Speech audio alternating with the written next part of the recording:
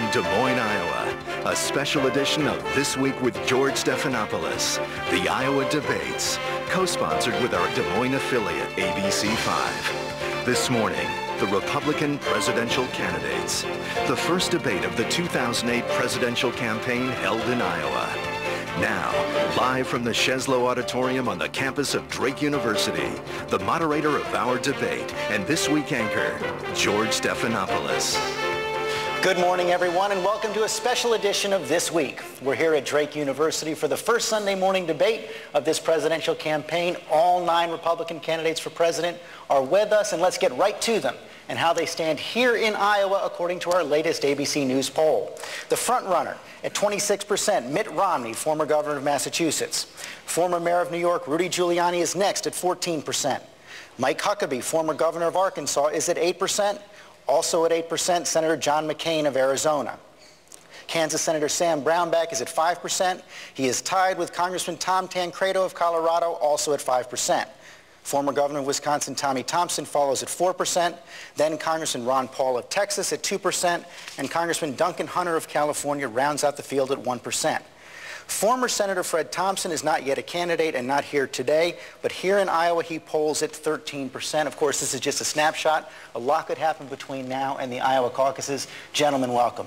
Thank you. As you can see, I'm joined here by David Yepsen, the Dean of Political Columnists here in Iowa of the Des Moines Register. And our goal today is to get a real debate going among all of you, to find out where you stand on the issues, but also to figure out the real differences that separate you. And in that spirit, here in Iowa, you've already been going at each other, somewhat beneath the radar screen on the issue of abortion. Senator Brownback, your campaign has been making phone calls to Iowa voters about Mitt Romney. And I want to show it for our viewers. It's called an urgent action alert. Mitt Romney is telling Iowans that he is firmly pro-life. Nothing could be further from the truth. As late as 2005, Mitt Romney pledged to support and uphold pro-abortion policies and pass taxpayer funding of abortions in Massachusetts. His wife, Ann, has contributed money to Planned Parenthood. Mitt told the National Abortion Rights Action League that you need someone like me in Washington.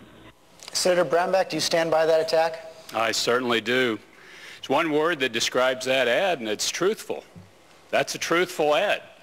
And that's what campaigns are about, too, George, as far as getting the truth out, expressing the differences between candidates. These are good people that are up on this stage. That's a truthful ad. I am pro-life. I think this is a core issue for our party. I think it's a big issue for our country. I'm pro-life and I'm whole life. I think that all life at all stages is sacred and it's beautiful. I think it's something we ought to fight for. It's what this party has stood for. It's what we should stand for. Governor Romney, everything in that ad true? Virtually nothing in that ad is true. What's wrong with it? The single word I'd use would be desperate or perhaps negative. But before we move on, you said it's not true. We have it up on the screen. What is untrue? I am pro-life. That's the truth. And several years ago, when we faced the issue of cloning of embryos in our state, I wrote an op-ed piece in the Boston Globe and said I'm pro-life. And every action I've taken as governor of Massachusetts has been pro-life. This is a very difficult decision. We're involved in the lives of 2 people, a mom and an unborn child. And yet I've come down on the side of saying I'm in favor of life. But are any of the specific, charges there untrue? Sure. The Massachusetts Citizens for Life just several months ago brought me in and gave me an award for my public leadership on the basis of being pro-life. So the best way you can learn about someone is not by asking their opponent, but ask them, what do you believe and what's your view? And I am pro-life. And virtually every part of that ad is inaccurate. I'm pro-life. My positions are pro-life. The idea that, for instance, I've been in favor of taxpayer funding of abortion, that's wrong. I oppose taxpayer funding of abortion. In our state, we passed a medical plan that reduces the number of people who receive state funding for abortion. So the ad is just completely wrong. George, if I could, you can go up on YouTube and see the governor himself speaking himself about where he is on this position. And I in 1994, Sam, governor himself. I was pro-choice. I am pro-life, and I'm tired of a person who's... And it is a truthful position. Every piece of that is truthful. Governor Romney, on YouTube and look for the governor what he says himself. Governor Romney, you can go back to YouTube and look at what I said in 1994. I never said I was pro-choice, but my position was effectively pro-choice. I've said that time and time again. I changed my position when I was governor and when I faced an issue of life or death. When the first time a bill came to my desk that related to the life of an unborn child, I came down on the side of life. And I put that in the Boston Globe and explained why. And I get tired of people who are holier than thou because they've been pro-life longer than I have. Governor Romney, Look, you've also been trying... I'm proud of the fact... You have also been drawing contrast with Mayor Giuliani during this campaign. I want to show our viewers something you said about Mayor Giuliani on the Christian Broadcasting Network this spring. He is pro-choice and pro-gay marriage and anti-gun, and that's a tough combination in a Republican primary. Do you stand by that, and what is it that you fear President Giuliani would do on those issues? I think Rudy Giuliani is a terrific American and a wonderful mayor. That was very early in the process. I think I've gotten a better view. Yeah, it was in March. He wasn't a candidate yet. I think I have a better perspective on his views now. Not entirely, but a pretty good view on his positions. And I'd rather let him speak for his own positions than me speak for them. And I've done my best to let other candidates speak about their own positions. Now let's meet the candidates. Congressman Tom Tancredo of Colorado, a former state legislator and current 5-term member of the House. Congressman Ron Paul of Texas, the 1988 Libertarian Party nominee for president who is currently serving his 10th term in Congress. Mike Huckabee of Arkansas, who served 2 full terms as his state's governor and is also a Baptist minister. Rudy Giuliani of New York City, former U.S. attorney and 2-term mayor. Mitt Romney of Massachusetts, most recently governor of that state, and the man who ran the 2002 Salt Lake City Olympics. Senator John McCain of Arizona, now serving his 4th term in the Senate after 2 previous terms in the U.S. House. Senator Sam Brownback of Kansas, a former congressman currently serving his 2nd term in the U.S. Senate. And Congressman Duncan Hunter of California, a 14-term representative. Here now is the format of this debate. Each candidate will be asked a series of questions on foreign policy, domestic issues, and perhaps other matters. Answers are limited to 1 minute each. If we decide rebuttal time is needed, that will be 30 seconds. We have green, yellow, and red lights to help the candidates keep track of their time. And if an answer runs long, candidates and everyone else will hear this sound.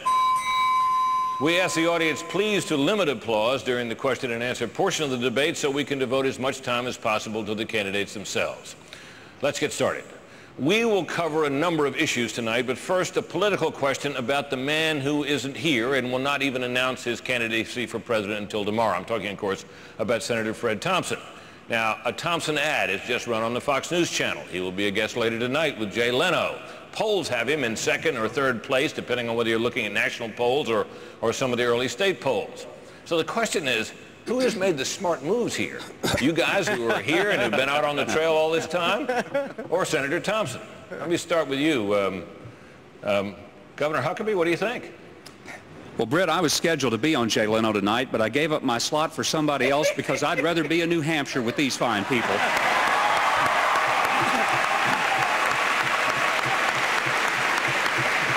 You know, Britt, Fred is from Nashville, Tennessee, home of George Jones, who is often called No-Show George for not showing up at his concerts. And maybe Senator Thompson will be known as the no-show for the presidential debates. But I'm proud to be sharing the stage with these guys because we're running for president, and we're delighted to be here, and I certainly appreciate getting this opportunity. Congressman Paul, you've been out beating the bushes, looking for votes and getting your ideas out all this time, and look where he stands and look where the rest of you guys stand. What do you think? Well, I welcome him to the race because, very specifically, he will help dilute the vote for my benefit because he will be pro-war, and I'm the anti-war candidate representing the Republican traditional position.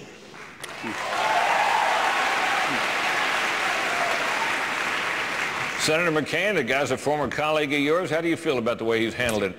Well, I think that's a decision that Fred should make. Maybe we're up past his bedtime. But the point is, I think that, you know, one thing I know about New Hampshire, and I know well, is that the people of New Hampshire expect to see you.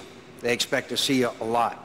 And they expect to see you at town hall meetings and at places all over this great state of New Hampshire, and they expect to examine you before they make up their mind. One of the many Arizonans who ran for President of the United States, unsuccessfully like all of us, Morris Udall once, he was a very funny man, as you know, once he said, a fellow in Manchester said to the other one, "What do you think about Mo Udall for president?" And the guy said, "I don't know, I only met him twice." And you know, the reason why that joke is funny is because it's true. And my advice to Fred is, get out into the arena, Fred. It's a lot of fun. Governor Romney? You know, the only question I have for Senator Thompson is, why the hurry? Why not take some more time off? Maybe January, February might be a better time to make a final decision about getting in this race. But for all of us, we're going to welcome him into the race. He's going to bring a lot to it. He's a great personality. He'll have new ideas. I think he's going to bring more entertainment and vigor and ideas to the Republican platform. So I welcome him into this, but I agree with all those that have spoken. There's nothing like getting to know the folks in New Hampshire and Iowa, South Carolina, Michigan. In New Hampshire and Iowa alone, over this last year, I have done 462 events, town meetings, one-on-one meetings, and that's the way to get to know people. Mr. Mayor, your thoughts? I like Fred a lot. I think Fred is a really, really good man. I think he's done a pretty good job of playing my part on Law and Order. I personally prefer The Real Thing. But I think Fred will add something to this race. Right. I think this is a nomination you have to earn, though. Nobody's going to give it to you. Nobody's going to grant it to you. Nobody is going to crown you. You got to go out there and, like these gentlemen have done, and I've done, you got to meet people in Iowa and New Hampshire and all over the country. You got to work hard for this. And finally, I think it's going to come down to experience. This is not a time that the United States should be electing someone who's going to get on-the-job training. You need people with executive experience, and my real concern is you have 3 leaders